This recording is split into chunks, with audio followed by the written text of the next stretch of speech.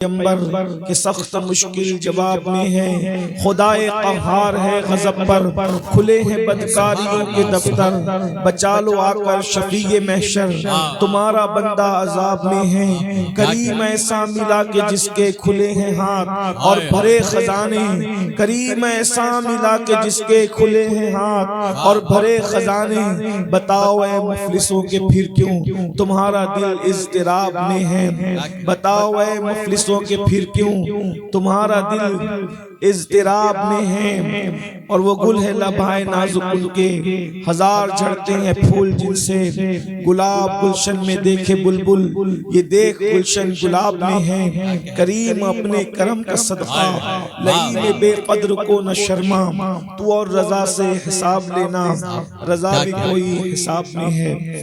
آج کی یہ محفل عرس مخدومی کے حوالے سے منعقد ہے، اور یہ وقت ایسا نہیں کہ کوئی تفصیلی گفتگو کی جائے، میں صرف اپنی حاضری درج کرانے کے لیے آیا ہوں، اور کوئی تمہید اور کوئی تقریر کی بجائے ایک مختصر سا پیغام دے کر رخصت ہونا چاہتا ہوں، کیونکہ مجھے خود بھی ایک طویل سفر پر جانا ہے، اور وہاں جہاں میں نے اصل وعدہ کیا تھا وہاں پہنچنا ہے۔ یہ عرس جو ہے کیوں ہوتا ہے؟ ہم نے ہر چیز کے مقصد کو فراموش کیا ہے۔ عرس کا مقصد ہے آخرت کی یاد دلانا، کیونکہ دنیا میں کوئی قوم ایسی نہیں ہے جو موت کے دن خوشی مناتی ہو، سوائے مسلمانوں کے، اور مسلمانوں میں بھی صرف اہل سنت کے۔ ہر قوم موت کے دن غم مناتی ہے، یہ اہل سنت ہے جو موت کے دن خوشی مناتی ہے۔ ہمارا جگر ہے، اور کیوں خوشی مناتے ہیں؟ اس کی وجہ جس کا عرس ہوتا ہے اسی پہ خوشی مناتے ہیں، سب پہ نہیں مناتے۔ وجہ یہ ہے کہ ہمارا عقیدہ ہے کہ جو صاحب عرس ہوتا ہے وہ مر کر مٹی میں نہیں مل جاتا، بلکہ صاحب عرس اللہ کی بارگاہ میں وصال کا شرف حاصل کرتا ہے۔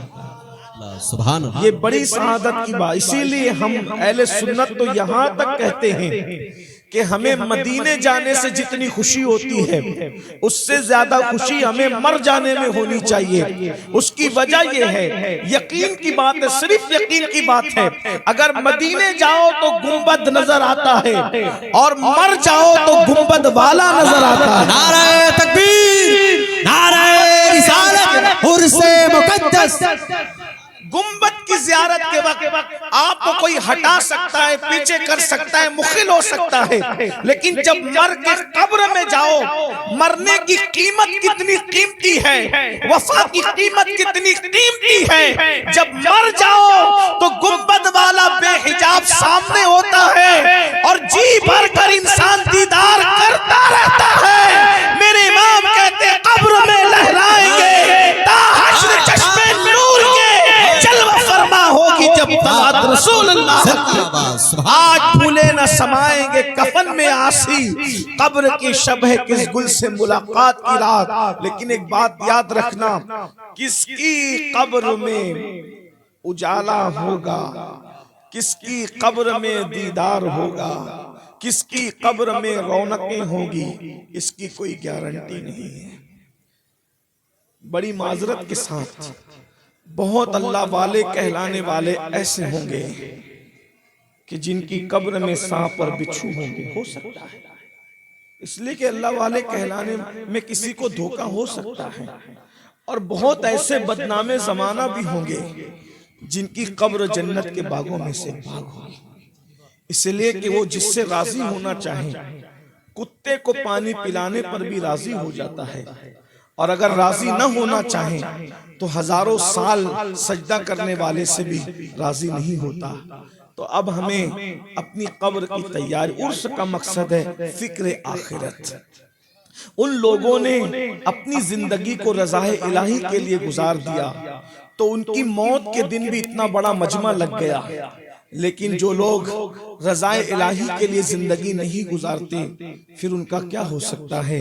اللہ کے رسول صلی اللہ علیہ وآلہ وسلم فرماتے ہیں کہ قبر انسان کو ایک دن میں 7 مرتبہ پکار پکار کر کہتی ہے، اے میرے اوپر اکڑ کر چلنے والے، اے میرے اوپر گناہ کرنے والے، اے میرے اوپر پاپ کرنے والے، اے میرے اوپر اللہ کی نافرمانی کرنے والے، ایک دن تو میرے اندر آئے گا، میرے سینے میں آئے گا، اس دن میں تجھے مزہ چکھاؤں گی، کیونکہ میں اندھیرے کا گھر ہوں، میں تاریکی کا گھر ہوں، میں سانپ اور بچھوؤں کا گھر ہوں، میرے اندر جو ہے کوئی مونس نہیں ہے، میرے اندر کوئی غمگسار نہیں ہے، میرے اندر کوئی غمخوار نہیں ہے۔ ایک دن میں قبر 7 مرتبہ پکار کر کہتی ہے۔ اور اگر آپ حق سننے کے لیے آئے ہیں تو ایک بات میں عرض کروں، شاعری کی کائنات الگ ہے، احادیث مصطفیٰ کی کائنات الگ ہے۔ ہم شاعری کی دنیا کا احترام ضرور کرتے ہیں لیکن اتنا ہی جتنا شریعت اجازت دیتی ہے، مگر احادیث کی دنیا پر ہمارا اتنا یقین ہے، کتنا یقین ہے، ہمیں اپنے ماؤں کا بیٹا ہونے پر جتنا یقین ہے اس سے زیادہ حدیث رسول پر یقین ہے۔ میرے بھائیوں، یہ جو آپ نے اور ہم نے سبق پڑھ لیا ہے، ادھر مریں گے ادھر جنت میں جائیں گے، پھر ہم کچھ کریں، جوا کھیلتے رہیں گے پھر بھی ہاتھ سے جنت نہیں جاتی، مسجدوں کو ویران کرتے رہیں گے پھر بھی ہاتھ سے جنت نہیں جاتی، ماؤں کو گالیاں دیتے رہیں گے پھر بھی ہاتھ سے جنت نہیں جاتی، نشہ کرتے رہیں گے پھر بھی ہاتھ سے جنت نہیں جاتی، کیونکہ آپ نے تو اس کا دامن پکڑا اور اس کا پکڑا اور اس کا پکڑا۔ لیکن آئیے آنکھ کھولنے کے لیے میں پوری ذمہ داری کے ساتھ صحاح ستہ کی ایک حدیث پیش کر رہا ہوں، جس کو شرح الصدور میں علامہ جلال الدین سیوطی رحمت اللہ تعالی علیہ نے لکھا ہے، تھوڑا توجہ کے ساتھ اس کو سن لیں خدا کے لیے۔ اللہ اکبر، ابھی میں کسی کے مرید کی بات نہیں کر رہا ہوں بلکہ میں مرشد کی بات کر رہا ہوں، اور وہ مرید ہے تو کس کا؟ پوری امت کا مرشد ہے، اور مرید ہے تو کس کا؟ اس ذات کا، اللہ اکبر، جسے دنیا مصطفیٰ جان رحمت کہتی ہے، سید المعصومین کہتی ہے، شفیع المذنبین کہتی ہے۔ اور یہ بات یاد رکھیں، آپ جانتے ہیں صحابہ میں ایک ایسے صحابی کا وصال ہوا ہے، اللہ اکبر، جس کو رسول اللہ نے اللہ سید الانصار کا لقب عطا فرمایا ہے۔ شاید اسی بات پر میں اپنی گفتگو مکمل کر لوں گا، بہت طویل گفتگو نہیں، کیونکہ مجھے 2 بجے نکلنا تھا اور اس میں صرف اب 5 منٹ بچے ہیں، میں اس میں گفتگو پوری کروں گا۔ اگر میں ایسا نہ کر سکا تو شاید میں کئی وعدہ خلافی کرنے والوں میں ہو جاؤں گا، اس لیے آپ میری گفتگو پر توجہ کرنا، دھیان دینا، بہت توجہ کرنا، سب کی توجہ۔ میں اپنے آپ سے بھی مخاطب ہوں اور آپ سے بھی مخاطب ہوں، میں آپ سے الگ نہیں ہوں، لیکن یاد رکھیے وصال کس کا ہوا ہے، ذرا توجہ کیجئے گا، وصال کس کا ہوا ہے؟ جسے میرے آقا نے لقب عطا کیا ہے سید الانصار، یعنی جتنے حضور کے مدینے کے انصاری صحابہ تھے، انصار تھے، ان سب کے سردار کا وصال ہوا ہے۔ آقا نے ان کو لقب دیا ہے سید الانصار۔ اور نمبر 2، ان کے وصال کے موقع پر حضور خود بھی روئے ہیں اور روتے روتے اچانک مسکرائے ہیں۔ میں اپنی بہنوں کی بھی توجہ چاہتا ہوں، اللہ اکبر، قبر کسے کہتے ہیں؟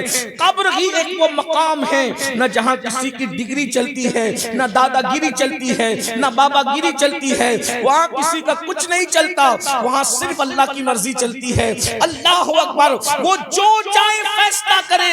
اللہ سید الانصار کا وصال ہوا، میرے آقا روتے روتے مسکرا پڑے۔ صحابہ نے عرض کی، میرے آقا ہمارے ماں باپ آپ پر قربان، آپ روتے روتے کیوں مسکرا رہے ہیں؟ تو میرے سرکار فرماتے ہیں، یہ سید الانصار سعد ابن معاذ، جس کی روح جب آسمانوں پر لے جائی گئی تو اس کی روح کی خوشی میں عرش جھوم رہا تھا، میں نے عرش کو جھومتے دیکھا، عرش کو خوشی سے جھومتے دیکھا، اس لیے میں مسکرا پڑا۔ میرے امام کہتے ہیں، اللہ اکبر، واسطہ پیارے کا ایسا ہو کہ جو سنی مرے، یوں نہ فرمائے تیرے شہید کے وہ فاجر گیا، اور فرش پہ عرش پہ دھومیں مچے وہ مومن صالح ملا، عرش پہ دھومیں مچے وہ مومن صالح ملا، فرش عرش سے ماتم اٹھے وہ طیب و طاہر گیا اور ٹھوکریں کھاتے پھروگے،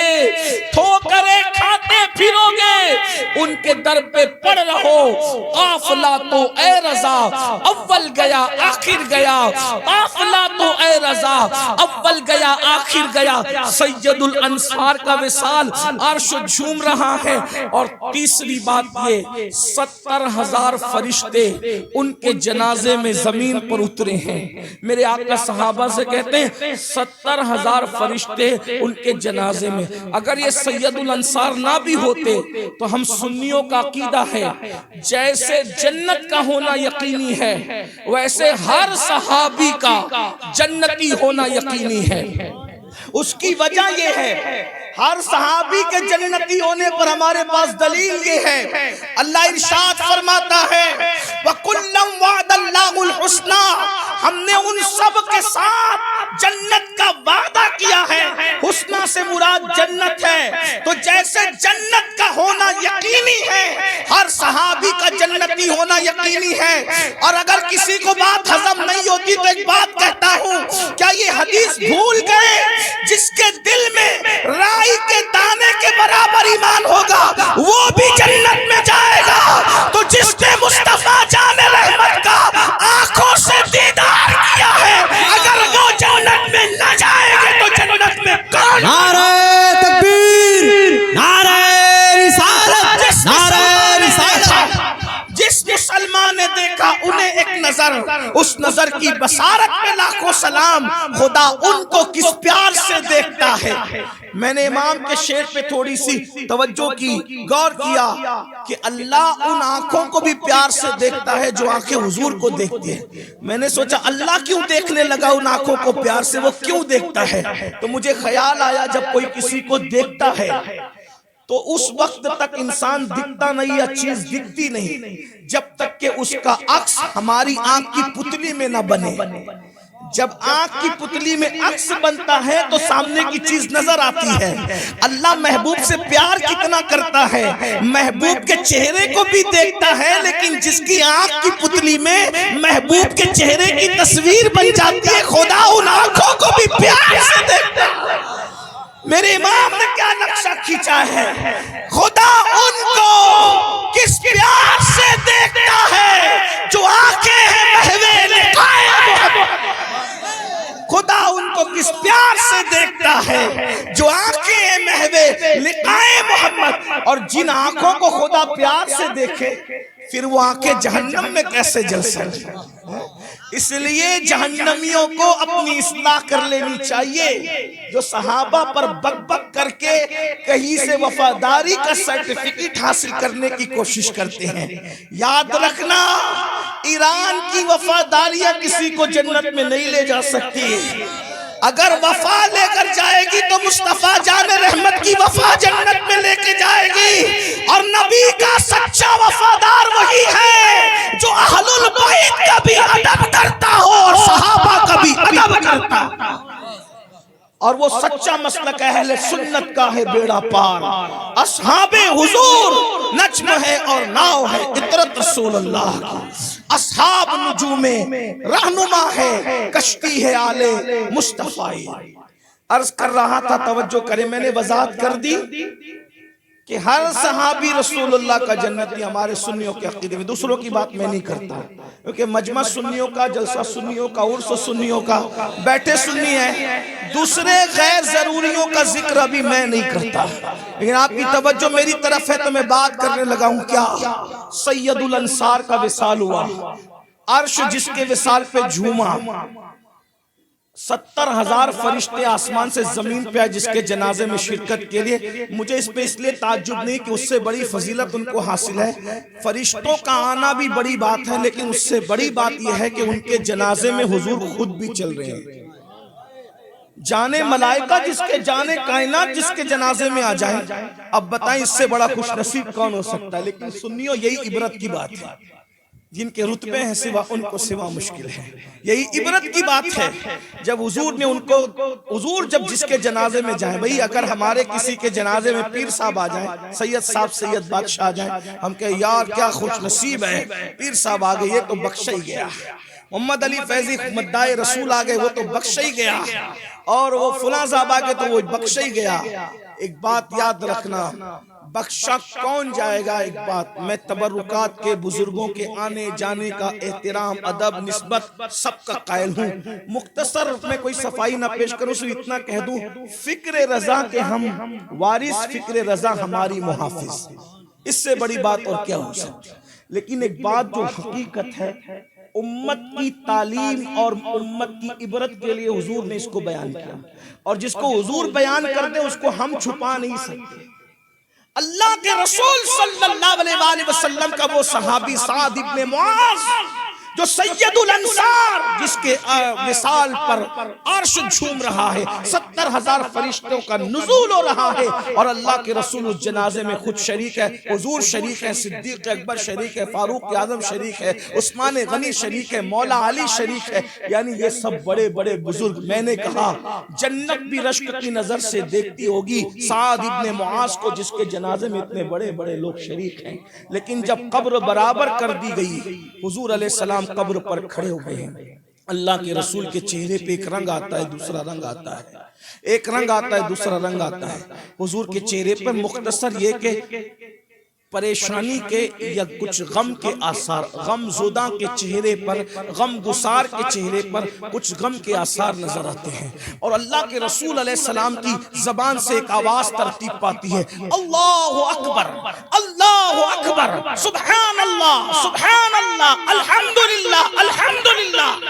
حضور تکبیر، تسبیح، تحمید پڑھتے ہیں. اور تھوڑی دیر کے بعد حضور علیہ السلام کے چہرے پہ پھر خوشی کے آثار ظاہر ہوتے ہیں. ان کا تو کام بن گیا. جس کی قبر پر حضور کھڑے تھے، صحابہ نے پوچھا آقا ان کے قبر پہ کھڑے تھے تو آپ کے چہرے پر کچھ پریشانی کے آثار کیوں ظاہر ہو رہے تھے؟ میرے آقا کا جواب سن لیجئے اور پھر اپنی قبر کی فکر کیجئے. میرے آقا فرماتے ہیں میرے صحابہ، تمہارے اس نیک بھائی پر، نیک، حضور جس کو نیک کہیں اس سے بڑا نیک کون ہو سکتا ہے، اس کا اندازہ کر لیں. لیکن یہ صرف تعلیم امت کے لیے صحابی کا درجہ بہت بڑا ہے، صرف تعلیم امت کے لیے. تمہارے اس نیک بھائی پر اس کی قبر تنگ ہو گئی تھی، تمہارے اس نیک بھائی پر اس کی قبر تنگ ہو گئی تھی. قبر نے اس کو دبانا شروع کیا. میرے آقا علیہ السلام فرماتے ہیں، شرح الصدور میں امام سیوطی نے لکھا، جب قبر نے سعد کو دبایا تو سعد اتنا پتلا ہو گیا جیسے بال.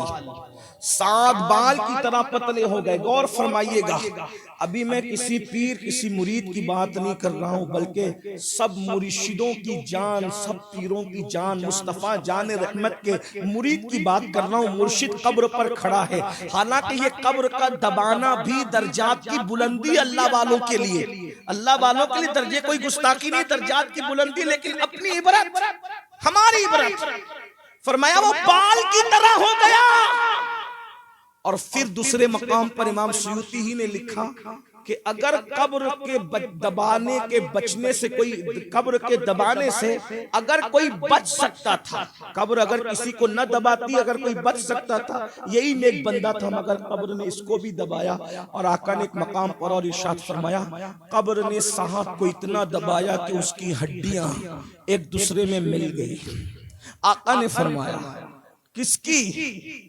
جس کے وصال پہ عرش جھوم رہا ہے مسرت سے، جس کے جنازے میں 70,000 فرشتوں کا نزول ہو رہا ہے، جس کے جنازے میں سید المعصومین مصطفیٰ جان رحمت خود تشریف لا رہے ہیں. قبر ان کو بھی دبا رہی ہے. اور آقا فرماتے اتنا دبایا کہ ہڈیاں ایک دوسرے میں پیوست ہو گئی. صحابہ کرام نے اس کی آقا قبر نے ان کو کیوں دبایا، ان کے دبانے کی وجہ کیا تھی؟ تو میں احتیاط کے ساتھ، چونکہ میرا مسلک سراپا ادب ہے، پیغام بھی پہنچ جائے، ادب کا دامن بھی نہ چھوٹے، تشریح کے ساتھ عرض کروں، بے احتیاطی میں، بے احتیاطی میں لاشعوری طور پر یہ پیشاب کے چھینٹوں سے بچ نہیں پاتے تھے. یعنی جب یہ استنجا کرتے یا بکریاں چراتے یا بکریوں کے پیشاب کے چھینٹے آتے یا خود پیشاب کے چھینٹے آتے تو لاشعوری طور پہ، جان بوجھ کے نہیں کیا، لاشعوری طور پر یہ پیشاب کے چھینٹوں سے بچ نہیں پاتے تھے. اس لیے قبر نے اتنا دبایا کہ ان کی ہڈیاں ایک دوسرے میں پیوست ہو گئی. قبر نے اتنا دبایا کہ یہ بال کی طرح ہو گئے. اب آپ مجھے بتاؤ مسلمانوں، اب بھی ہم عبرت حاصل نہیں کرتے؟ اب بھی ہم جنت کے ٹھیکیدار بن کے رہیں گے؟ ارے صحابی رسول، ان کی مرتبے تو بہت بڑے، وہ جنتی لوگ ہیں، حضور کے یار ہیں، یقینی جنتی ہے وہ لوگ. اگر لاشعوری طور پہ پیشاب کے چھینٹے سے نہ بچے تو قبر ان کو دبا رہی ہے. ایک مقام پر آقا نے فرمایا قبر کے دبانے کی آواز انسان اور جنات کے علاوہ ساری مخلوق نے سنا. مصنف ابن عبد الرزاق میں ہے. صحابہ باتیں کرتے تھے حضور کی اس سے سخت حدیث ہم نے نہیں سنی. ایسا شخص بھی قبر میں دبایا جائے گا. اب مجھے بتاؤ، جب ایسی ہستی قبر میں دبائی جا رہی ہے صرف اس وجہ سے کہ پیشاب کے چھینٹوں سے لاشعوری طور پہ نہ بچ سکے تو قبر میں یوں دبایا جا رہا ہے، حالانکہ عذاب کے طور پہ نہیں، سزا کے طور پہ نہیں، درجات کی بلندی کے طور پہ، محبتوں کے طور پہ، شفقتوں کے طور پر، اللہ اکبر، اس عمل کے کفارے کے طور پہ. جب پیشاب کے چھینٹے سے نہ بچے تو یوں دبایا جاتا ہے مقبول بندہ قبر میں. تو جو زنا کے اڈوں کو آباد کرتے ہیں قبر میں ان کا کیا حال ہوگا؟ جو جوا کھیلتے ہیں قبر میں ان کا کیا حال ہوگا؟ جو عورتوں پر پاک کی نظریں ڈالتے ہیں قبر میں ان کا کیا حال ہوگا؟ جو عورتیں بے پردہ گھوم کر مردوں کے سامنے حسن کی نمائش کرتی ہے ان عورتوں کا کیا حال ہوگا؟ جو حرام لقمہ کھاتے ہیں، سود کھاتے ہیں قبر میں ان کا کیا حال ہوگا؟ بڑی معذرت کے ساتھ غور کیجئے گا، اس حدیث پہ غور کیجئے گا.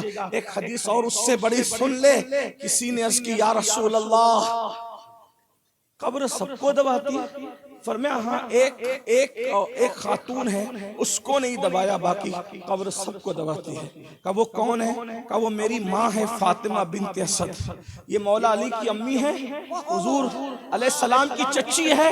حضور ان کو چچی نہیں کہتے تھے بلکہ ماں کہتے تھے. یہ میری ماں ہے، میری ماں آمنہ کے بعد میری ماں ہے، اس نے مجھے پالا بیٹے کی طرح. کہا میری ماں فاطمہ بنت اسد کو قبر نے نہیں دبایا، باقی سب کو دبائے گی اور سب کو دباتی ہے. تو صحابہ نے عرض کی حضور آپ کے بیٹے قاسم کو بھی قبر نے دبایا کیا؟ غور کیجئے گا، اگر آپ حدیث پر ایمان لائے ہیں اور اپنی قبر کا خیال ہے تو تھوڑا سا غور کر لیں. بہت پاپی ہو گئے، بہت مجرمی، غیبت، چغلی، حسد، پوری زندگی فجر میں مسجد نہیں جاتے. نبی کے بیٹے قاسم، سگے بیٹے قاسم. کہا حضور آپ کے بیٹے قاسم کو بھی قبر نے دبایا کیا؟ آقا نے فرمایا قاسم تو عمر میں بڑے ہو گئے تھے، ان سے چھوٹے بیٹے جس نے بہت چھوٹی عمر میں وصال پایا، دودھ پیتی عمر میں، جسے دنیا ابراہیم بن محمد کہتے ہیں، اس کو بھی قبر نے دبایا. میرے اس بیٹے کو بھی قبر نے دبایا، وہ بھی قبر کے دبانے سے محفوظ نہ رہا، اس کو بھی قبر نے دبایا. قبر نے اس کو، غور کیجئے، حضور کا سگا بیٹا ہے. ابھی نہ کسی پیر کی بات ہو رہی نہ کسی مرید کی بات ہو رہی. مسلمانوں ہم کہاں ہیں؟ ہم نے آخرت کی فکر ہی چھوڑ دی. آسان نہیں ہے قبر. یہ جو اچھل کود ہے داڑیاں منڈانے کے بعد بھی، حرام کام کرنے کے بعد، جنت ہاتھ سے نہیں جا رہی. پورے پاپ کرو، جرائم کرو، شراب پیو، موبائل کے اندر گندی فلمیں دیکھو اور قبر میں حضور آئیں گے. میرے بھائی حضور کے بیٹے کی بات ہو رہی ہے، شہزادے کی بات. فرمایا کہ اگر حضور کے بعد کوئی نبی ہوتا ہے، ایک روایت تو وہ جو ہم بہت مشہور سنتے ہیں کہ فاروق اعظم ہوتے لا نبی آبادی ہے، یہ بھی فرمایا قاسم اور ابراہیم اگر حیات ہوتے اور بڑی عمر کو پہنچتے تو وہ نبی ہوتے، لیکن ختم نبوت تھی اس لیے بچپنے میں ان کا وصال. یہ حضور کے شہزادے ہیں. البتہ اب اس کی تشریح اختتام پہ اتنا سن لو تاکہ آپ الجھ نہ جائیں. سیدہ عائشہ صدیقہ نے کہا یا رسول اللہ صلی اللہ علیہ وآلہ وسلم قبر سب کو دباتی ہے. جس دن سے میں نے سنا مجھے کچھ اچھا نہیں لگتا. فرمایا عائشہ دباتی تو سب کو ہے، سب کو دباتی ہے، لیکن جس سے اللہ ناراض ہوتا ہے اس کو ایسے دباتی ہے کہ اس کی ہڈیاں پسلیاں توڑ دیتی ہے اور ایک پسلی دوسرے میں گھس جائے. لیکن اللہ جس سے راضی ہوتا ہے اس کو بھی دباتی ہے، مگر ایسے دباتی ہے جیسے کوئی ماں برسوں سے بچھڑے ہوئے بچے کو اپنے سینے سے لگا کر کے وما علینا الا البلاغ. السلام.